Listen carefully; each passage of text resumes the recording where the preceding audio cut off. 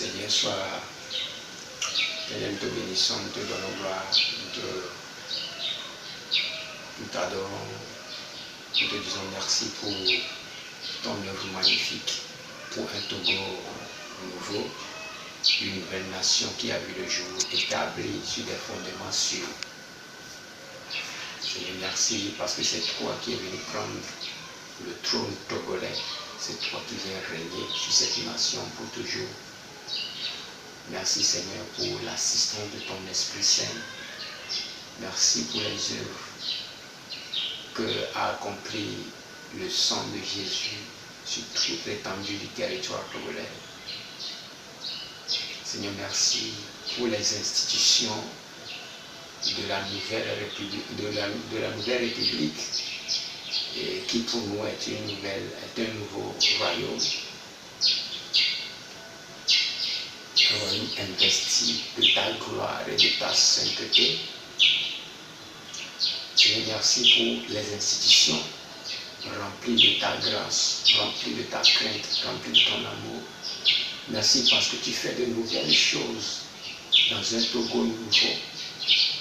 Merci pour les bénédictions que tu as déversées sur nous, sur le corps du Christ, qui est ton corps, sur l'église de Jésus. Merci pour les bénédictions éternelles. Merci d'avoir établi l'église sur des fondements sûrs. Merci Seigneur de nous avoir donné ta parole, la parole de vérité. Seigneur, merci pour la jeunesse togolaise, une jeunesse qui maintenant est sanctifiée, qui maintenant est revigorée, qui maintenant est établie sur un fondement sûr, afin de ne pas être emporté par aucun vent impur. Seigneur, merci. Merci pour l'économie du Togo qui est établie. Merci, Papa, pour une tradition, une coutume remplie de la crainte de Dieu et de ton esprit. Merci pour les bonnes mentalités que les Togolais ont maintenant. Merci pour les visions. Merci pour l'esprit de la créativité. Merci pour l'esprit d'épanouissement et la joie qui est déversée sur la nation. Merci pour le printemps éternel, Papa, au nom de Jésus. Seigneur, tu fais de grandes choses pour la nation togolaise. Et nous te bénissons pour cela. Nous te bénissons, Papa, pour ton règne qui est venu. Ton règne est venu. Et ça brûle de feu et de sainteté au nom de Jésus. Sois béni, Papa, au nom de Jésus. Amen. Soyez bénis partout où vous êtes, vous tous qui avez pu participer au Journée national, vous tous qui avez prié pour la nation togolaise. Je vous bénis. Recevez les bénédictions prophétiques et apostoliques de la dispensation. Vous êtes bénis partout où vous êtes. Vous savez, l'Éternel élève votre couronne et répand de l'huile fraîche sur vous. Au nom de Jésus. L'Éternel vous établit dans la hauteur. Et c'est là-bas que vous restez. Vous étendrez comme les cèdres du Liban. Vous produisez des fruits de justice. Oui, vous n'avez pas l'odeur nauséabonde, mais vous dégagez l'odeur de la gloire, de la sainteté de Dieu au nom de Jésus. Vos pieds sont affermis dans la justice de Dieu. Vous marchez dans la gloire et dans la prospérité. Heureux êtes-vous parce qu'il y a un Togo nouveau.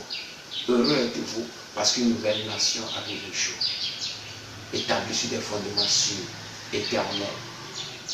Soyez bénis pour les Togolais. Soyez bénis pour tous qui avaient jeûné prié. Je vois 3 épées, 3 grandes épées venir sur la nation togolaise. Ce sont des épées de justice. Je ne vais pas vous l'expliquer tout de suite. Mais quand les choses qui vont commencer vont arriver, je vous le dirai. 3 épées grandes épées, qui ne peuvent pas être tenues par la main d'homme. Oh, thank you, Lord. Mantalegros, Topra Indalegros, Kalabashtahaza. Kandorian de Krazo, Baroski Nalima Sonde, Limpros, Tokezan de Krados, Kalaba, Sonte Kazama. Ils font plusieurs épées. Les épées là représentent des choses que je ne vais pas vous dire tout de suite. Parce qu'il ne faut pas que je vous le répète tout de suite. Mais le Saint-Esprit vous le communiquera à votre esprit. Certains le comprendront d'une manière. Le Togo est glorieux. par l'Éternel. Un Togo nouveau a réellement vu Dieu.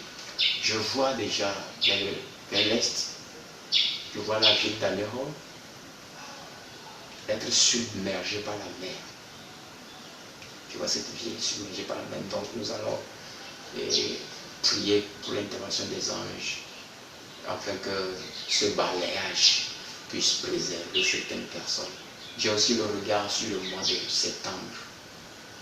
Que tous les regards des Togolais soient sur le mois de septembre. Dieu va opérer des œuvres. Dès maintenant, Dieu va faire des œuvres glorieuses. Et le mois de septembre sera l'apothéose de l'œuvre du ministère de Dieu, de l'œuvre de sa sainteté, de sa gloire. Les regards, et que tous vos regards soient sur le mois de septembre. Ainsi dit l'Esprit, que tous vos regards togolais soient sur le mois de septembre. Parce que Dieu va accomplir des grandes choses. Au nom de Jésus. C'est son zèle qui le fait. Il le fait à cause de la parole de vos bouches. Il le fait à cause de votre obéissance. Vous allez marcher dans les promesses. Il y a un essor économique puissant. De grandes choses vont arriver à la nation. Dieu a élevé le Togo vers le Conseil des Nations. Le Togo est élevé.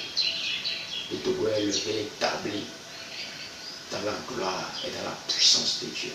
Le Togo est intouchable. Tout ce qui est impur est ôté. Tout ce qui est impur est ôté. Le Togo est rempli de sa sainteté. Au nom de Jésus. Il y a des œuvres qui arrivent. Je prie pour l'ancienne génération ou bien la génération présente. Vous qui avez vu le bain de sang au Togo une fois, je prie pour vous que vous obéissez. Obéissez à la parole. Si les jeûnes qu'on avait fait, vous les avez méprisés, je vous demande de le faire. Sinon, même la bénédiction de Dieu sera là, mais vous ne toucherez pas. Vous ne le toucherez pas. Ceux qui ont obéi, c'est eux qui toucheront à la bénédiction. C'est eux qui bénéficieront des grâces de l'Éternel. Ne méprisez pas la parole de Dieu. Je vous mets en garde. Sinon, cette génération va disparaître. Avant que certaines choses ne soient palpables, touchées.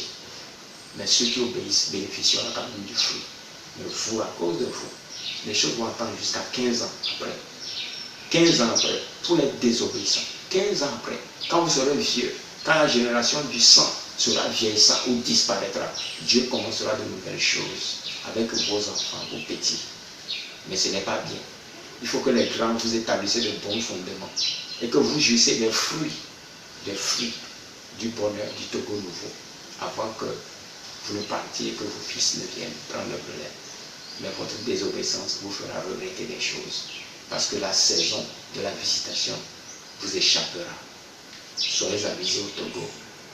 Craignez l'Éternel. Craignez l'Éternel. Politiciens, craignez l'Éternel. Militaires, craignez l'Éternel.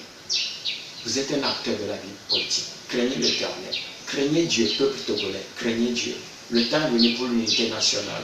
Le temps est venu pour l'unité nationale. C'est le travail qu'on devait faire avant d'organiser des journées nationales de remerciement à Dieu. Ça, c'est une journée que Dieu m'avait donnée, que j'avais prophétisée en 2012. J'ai été chez des gens. Et cette journée-là, c'est maintenant qu'on a besoin de ça. On a besoin de la journée nationale de remerciement à Dieu. C'est maintenant qu'on a besoin. C'est maintenant qu'on peut réjouir pour donner gloire au Seigneur. Parce qu'il a fait des choses. Le Seigneur a marché sur l'étendue du territoire togolais. Il a établi un Togo nouveau. Et c'est ce Togo nouveau qui doit remercier le Seigneur. Que Dieu vous bénisse partout où vous êtes. Je vois la joie, l'allégresse dans les maisons. Oui, je vois les peuples qui viennent de louer leur Dieu. Je vois les Togolais être remplis des grâces de l'Éternel, être remplis de la joie et de la faveur du Tout-Puissant. Je vois de la joie partout, je vois de l'allégresse. Oui, l'Éternel parle par la bouche des enfants. Il proclame ses oracles par la bouche des simples, des enfants qui ne connaissent rien. Dieu utilise leur bouche pour proclamer ses oracles aux sages maintenant. Et je vois les rois fermer leur bouche. Dieu est puissant parmi son peuple. Je vois une nouvelle glorieuse, une nouvelle église glorieuse, sanctifiée qui craint le Seigneur. Je vois du feu dans les assemblées. Mais je vois aussi une chose. Bientôt les églises seront ouvertes. Mais malheur à ceux qui prêchent la fausseté. Malheur aux faux pasteurs. Malheur aux faux prophètes. Parce que vous tomberez publiquement devant vos publics. Vous allez tomber devant vos publics. Le micro à la main, vous allez tomber parce que l'Éternel vous frappera. On ne touche pas au tabernacle de l'Éternel lorsqu'on est impur. Revoyez vos voix. Si Dieu ne vous a pas appelé à être prophète, redéposez vos titres quelque part et foutez le camp. Allez faire l'œuvre au moulin, ce serait mieux pour vous. Appelez-vous des charpentiers, ce serait mieux. Mais lorsque vous dites que vous êtes prophète de Dieu et que vous montez, vous marchez dans le faux, l'Éternel vous combattra, il vous humiliera publiquement. L'œuvre a déjà commencé. Barasto kezamba grisa barande. Linkrosto manto lega zabra inta. La cross caligros sobare gondalima sandaya. Baronto kinza grato. Barastum zalabashta haza. Oraki sobra interenezaya. Vous tous qui pervertissez le peuple de Dieu, l'Éternel descend maintenant. Il montrera publiquement qu'ils sont vers les faux. L'heure a sonné. Marcos Calabrandea, l'heure est venue. Le Togo est en feu. Les églises sont en feu. Que les vrais sachent qu'ils sont vrais. Et si vous êtes faux, allez vous garer. Parce que l'heure vient où l'épée de jugement. Dieu doit montrer à son peuple ceux qui sont vrais. Dieu leur montrera. Vous tous qui êtes des médisants, des haineux, des gens, écoutez très bien. Répentez-vous parce que l'heure est venue. Revoyez votre appel, votre vocation. Si Dieu ne vous a pas appelé, je vous le dis encore, allez vous garer. Allez vous garer. L'œuvre du réveil dans chaque nation a besoin d'un jugement de Dieu. Vous comprenez ça? Ça a besoin d'un jugement. Dieu va établir son jugement, va établir sa justice, c'est comme ça. Le peuple doit savoir, comme au temps d'Élie, qui sont les faux prophètes. Les faux prophètes de Baal, Dieu les jugera. Dieu les jugera. L'heure a sonné, la tête au collège, j'aime la justice de Dieu. Et j'aime la justice avec feu.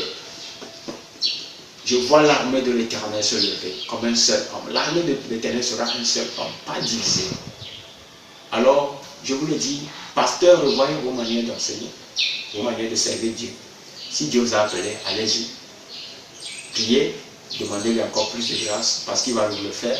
Mais si Dieu ne vous a pas appelé, abandonnez votre vocation maintenant. Cessez vos désordres, cessez tout ce que vous faites. L'heure a sonné pour que vous arrêtez ça.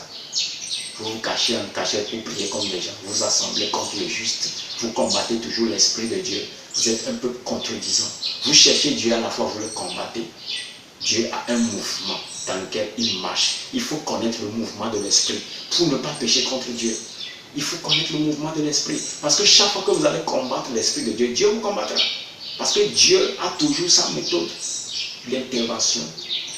Il fut un temps, il y a des juges pour le peuple d'Israël.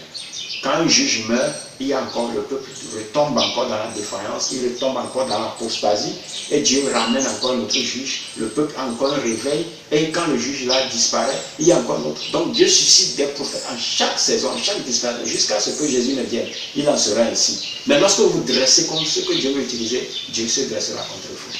Il vous combattra comme des ennemis. Donc je vous le dis, répentez-vous. Maintenant, je m'adresse aux pères de l'Église, les pères, les grands pasteurs, les apôtres, tous ceux qui avaient reçu une vocation pour la nation, pour les nations. Et que peut-être quelque part, vous savez que vous n'êtes plus en train de faire ce que Dieu vous a dit. Il est important parce que la grâce est là maintenant. Vous pouvez encore recommencer l'œuvre. Mais seulement, donnez le temps à la jeunesse de pouvoir faire ce que Dieu l'a appelé à faire. Autrement, Dieu vous combattra comme des ennemis. Dieu veut que vous soyez comme Moïse et Aaron et que la jeunesse soit comme Jephthé et soit comme Josué et Caleb pour aller à la guerre, pour glorifier le nom du Seigneur.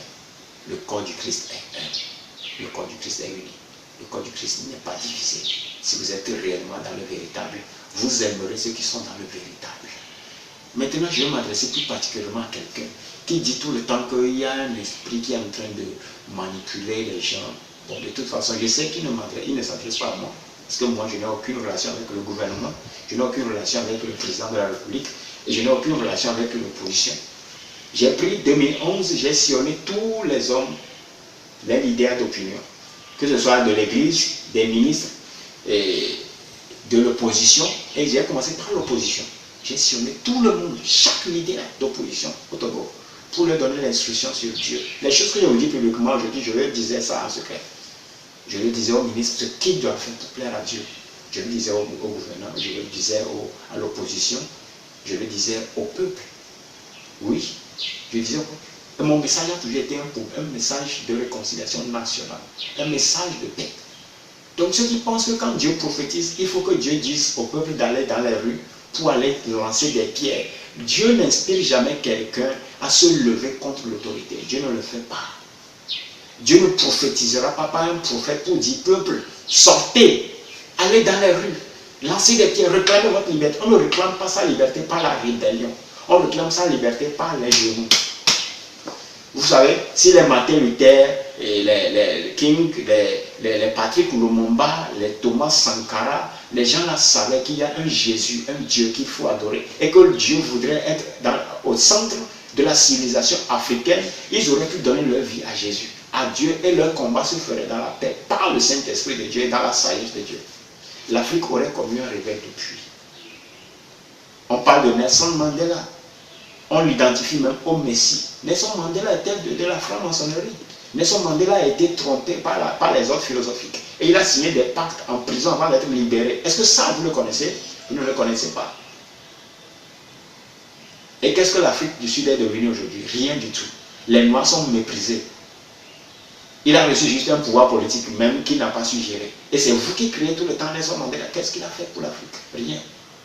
Je vous le dis en tant que prophète de Dieu. Rien du tout. Nous connaissons l'histoire, nous connaissons les choses qu'on ne dit pas.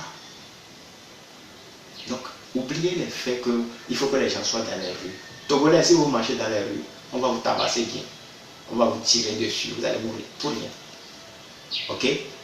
Si il y a des temps pour chaque gouvernement.